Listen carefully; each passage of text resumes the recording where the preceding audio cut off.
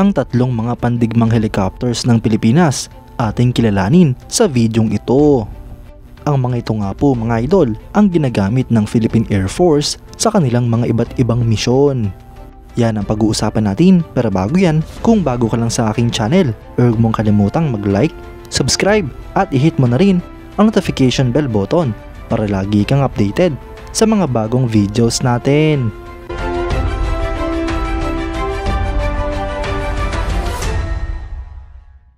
Una na nga po sa listahan mga idol, ang McDonnell Douglas MD-500 Defender. Ang helicopter na ito mga idol ay isang light multirole military helicopter na nakabase sa MD-500 Light Utility Helicopter at sa OH-6 Caussy Light Observation Helicopter. Ang helicopter na ito mga idol ay proven and tested na noon pang Vietnam War bilang light helicopter. Ito nga po ay unang lumipad noong 1976. Sinimulan nga po itong produce noong 1976 hanggang sa kasalukuyan at meron nga pong mahigit sa 470 units ang mga nagawang ganito. Ang ilan nga po sa mga military operators nito ay ang Argentina, El Salvador, Finland, Japan, South Korea, Malaysia, Mexico, Panama, Pilipinas, Taiwan at United States. Habang former operators naman nga po nito ang Afghanistan, Argentina, Croatia, Guinea at Israel. Ang helicopter na ito mga idol ay pinapalipad ng dalawang crew. May haba nga po itong 9.3 meters, height na 2.6 meters, empty weight na 686 kilograms at maximum takeoff weight na 1,157 kilograms.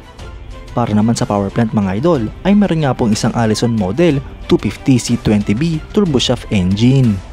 Para naman sa performance mga idol ay meron nga po itong maximum speed na 244 km per hour, cruise speed na 217 km per hour, range na 318 nautical miles at service ceiling na 1,340 meters. Para naman sa armament mga idol ay meron nga po itong 4 na TOW anti-tank missiles o pwedeng lagyan din ng 7.62mm General Electric miniguns o 4 na General Dynamics Stinger air-to-air missile. Mga idol, bagamat luma na nga po ang mga ganitong helicopter ng ating bansa ay epektibo pa nga rin po itong nagagamit ng Philippine Air Force. At dahil meron na nga rin pong mga bagong biniling helicopter ang Pilipinas ay maaari na nga rin pong iretiro ng ating bansa ang mga helicopter na ito. Ang sumunod naman na pandigmang helicopter ng ating bansa ay ang Bell AH-1 Cobra. Ang helicopter na ito mga idol ay bagamat dinonate lamang sa Pilipinas ay isa nga po itong lehitimo na attack helicopter. Ito nga po ay dinevelop at minamanufacture ng American rotorcraft manufacturer na Bell Helicopter.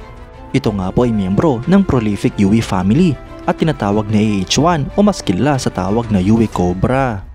Ang helicopter na ito mga idol ay unang lumipad noong September 5, 1965 at na-introduce naman noong 1967.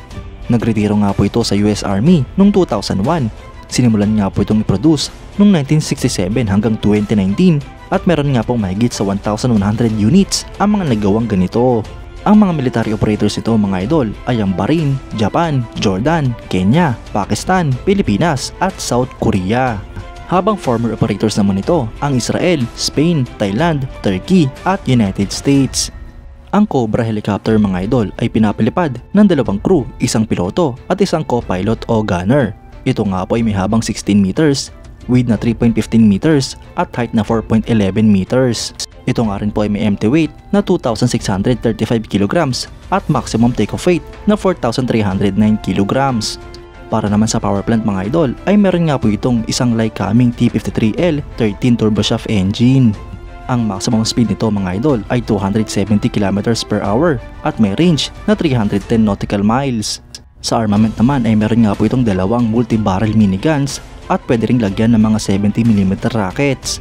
Mga idol, bagamat mga segunda manong helicopter ang dinonate sa ating bansa ay malaking tulong pa nga rin po ito para sa Philippine Air Force. Ito nga po ang kauna-unahang attack helicopter ng Pilipinas at malaki na nga po ang naiambag nito sa ating bansa. Ang pinakahuli naman sa listahan at siya ring pinakabagong helicopter ng Pilipinas ay ang TAI Agusta Westland T-129 attack helicopter. Ang helicopter na ito mga idol ay isang twin-engine tandem seat multi-role all-weather attack helicopter na nakabase sa Agusta A129 Mangusta platform.